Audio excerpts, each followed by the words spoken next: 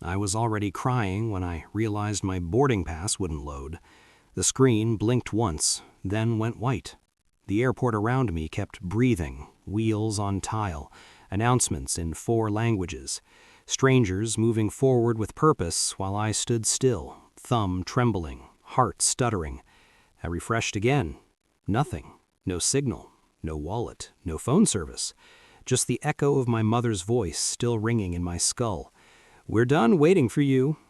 The gate agent shook her head before I even spoke. "Your ticket was canceled," she said, gentle, like a verdict. "It was refunded 20 minutes ago." I knew who did it. I didn't need proof. Betrayal has a signature.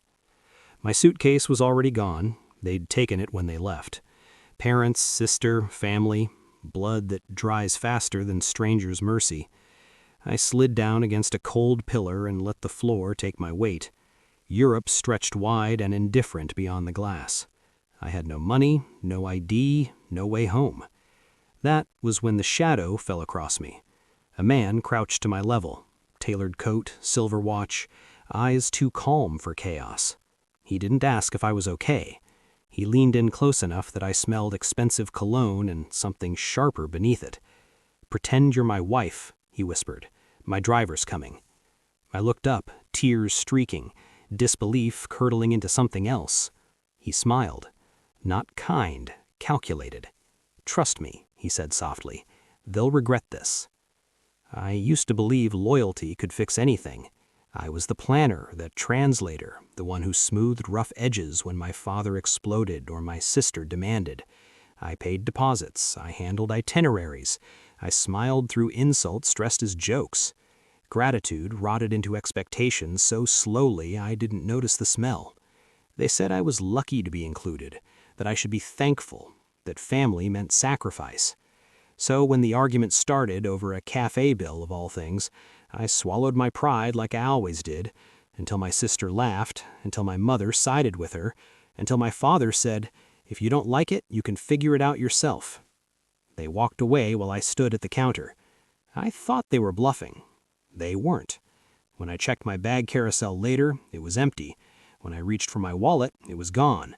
When I tried calling, my phone was dead. They'd planned it. Maybe not carefully, but cruelly enough. That was the moment my loyalty died. Not with screaming, with clarity. The man, my husband apparently, never rushed me.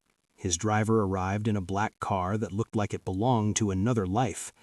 The man took my hand like it was already his right. Cameras flashed nearby. Paparazzi, maybe, or just tourists with good instincts. "Smile," he murmured. "You're safe." I didn't trust him, not fully, but I trusted the silence he offered. No questions, no pity, just momentum. At the hotel, he handed me a card. Real legal emergency funds. A phone, clothes already waiting upstairs. "You don't owe me anything," he said, watching me carefully. "But if you want control back, I can help." I slept for 12 hours. When I woke, the panic was gone. What remained was cold focus. I didn't cry again. Revenge doesn't begin with rage. It begins with inventory. I remembered everything I'd handled for them. Accounts, reservations, authorizations, emails they never bothered to read. I hadn't stolen anything. I hadn't needed to. I made calls, calm ones. Hotels canceled, refunds rerouted to the original card, my card. Fraud reports logged. Not accusations, just concerns, enough to freeze timelines, enough to delay. Then I waited. The man, Daniel, never hovered. He provided lawyers when I asked, silence when I didn't. He understood something fundamental. The best revenge feels like gravity, unavoidable, impersonal. My parents landed without luggage, without hotel rooms, their rental canceled, cards declined. My sister's phone exploded with notifications she didn't understand. They called me from an unknown number. I answered on the 3rd ring.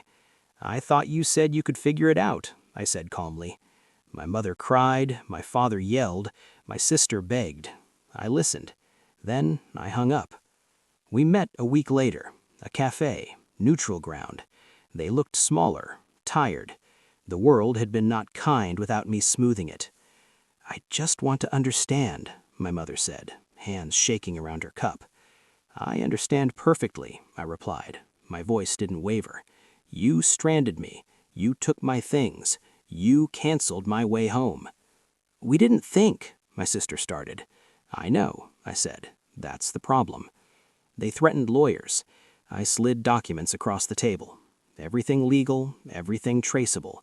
Their silence tasted like victory.